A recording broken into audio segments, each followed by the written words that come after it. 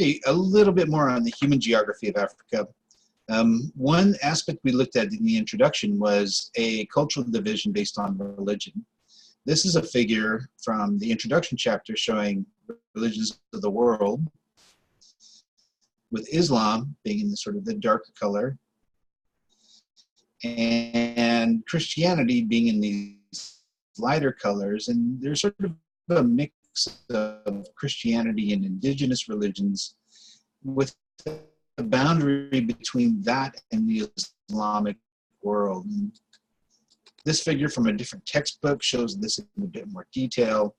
You have what it's calling animist, which really means more indigenous religions, and a mix of that and Christianity brought during the colonial period here in the South. Now, one exception, though, is Christianity in Ethiopia. Christianity existed back, over 1,000 years in Ethiopia, far before the colonial period. So it's sort of it is an indigenous Christianity that exists in Ethiopia long before then. But for the most part, the rest of this is really directly related to the colonial period. So, for example, you have countries like Cote d'Ivoire and Nigeria, where you have a southern part of the country that is majority Christian and a northern part that is majority Muslim. And this can sometimes lead to tensions in the country that are overlaid with other ethnic tensions. There's also a great deal of linguistic diversity in Africa. This figure really doesn't do it justice because it's only showing a few colors representing large language families, but within these families there are over 2,000 languages in Africa, and they generally fall into four broad groups: the Niger-Congo family, the Nilo-Saharan family, Kioshan family, and the Afro-Asiatic is actually more Arabic, and you have Indo-European, which is really kind of English and other European languages. Also, you have this one here, and this one is kind of unique.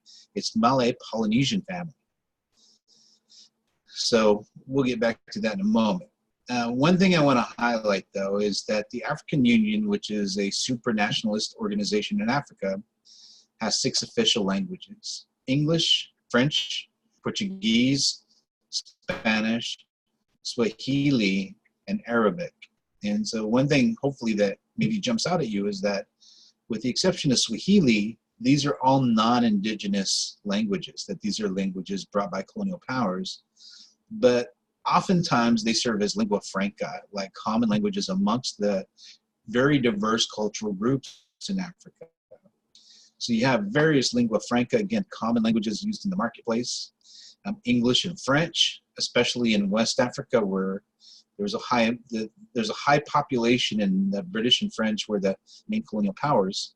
But you also have in East Africa, Swahili is a major trade language. And there's another indigenous lingua franca here, and maybe, I don't know if that circle's quite right, but you have Hausa. So Hausa is there, but Hausa is a bit more widespread and is also a lingua franca in West Africa. Now, about the linguistic background of Madagascar, one thing notable about Madagascar is that it was not a region. People who were exploring the open ocean, the same people who ended up in Hawaii and other Pacific islands, also journeyed in the other direction to Madagascar. So its language originates from Southeast Asia rather than from Africa. So it's quite different.